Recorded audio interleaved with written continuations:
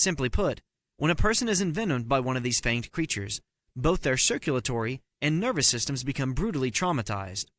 Shortly thereafter, muscle tissue begins to dissolve, and vital organs of the body begin to fail, resulting in numbness, blurred vision, impaired judgment, a decreased sense of hearing, excruciating pain, eventual unconsciousness, and if not treated in time, permanent paralysis or certain death.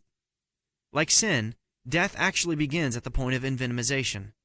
If there could ever be a clear parallel drawn between natural and spiritual things, it's here. For example, in the spiritual sense, sin, like the snake's venom in our story, inflicts upon the souls of its victims trauma that also results in numbness, blurred vision, impaired judgment, drowsiness, a dulled sense of hearing, excruciating pain, eventual unconsciousness, permanent paralysis, and ultimate death if not dealt with in time.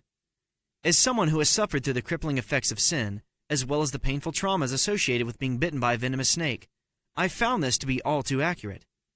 James, knowing full well the toxic effects of sin, teaches, "Blessed is the man that endureth temptation, for when he is tried, he shall receive the crown of life, which the Lord hath promised to them that love him. Let no man say when he is tempted, I am tempted of God. For God cannot be tempted with evil, neither tempteth he any man. But every man is tempted when he is drawn away from his own lust, and enticed. Then when lust hath conceived, it bringeth forth sin, and sin, when it is finished, bringeth forth death." James 1:12-15. The most widely publicized example in the Bible of someone yielding to the temptation of a certain serpent's allure would be Eve in the 3rd chapter of Genesis.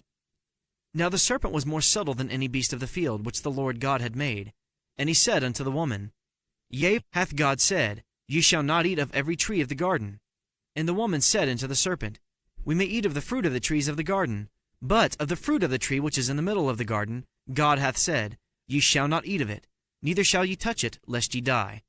And the serpent said unto the woman, Ye shall not surely die, for God doth know that in the days ye eat thereof, then your eyes shall be opened, and ye shall be as gods, knowing good and evil. And when the woman saw that the tree was good for food, and that it was pleasant to the eyes, and a tree to be desired to make one wise, she took of the fruit thereof, and did eat, and gave also unto her husband with her, and he did eat. Genesis 3:1-12. This chapter then tells us of the amazing and heartbreaking shift that took place in Adam and Eve's circumstances as a result of their yielding to temptation, and therefore allowing sin's entrance into their lives. As a result of what I call sin-venomation, they experienced the most terrifying and horrible death known to all of mankind: separation from God. One moment, they were in a close, intimate love relationship with Him, enjoying all of His abundant riches, and the next, they found themselves in utter poverty. Talk about a riches-to-rags story.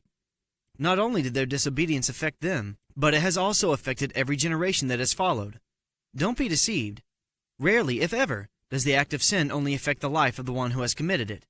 Satan enjoys immensely the thought of being able to kill 2 or more birds with one stone, so to speak.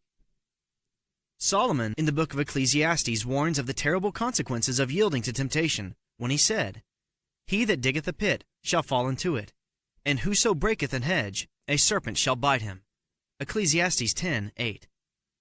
When addressing the dangers of entertaining temptation, a pastor friend of mine says, if you mess around the old creek bank long enough, you'll eventually slip and fall in.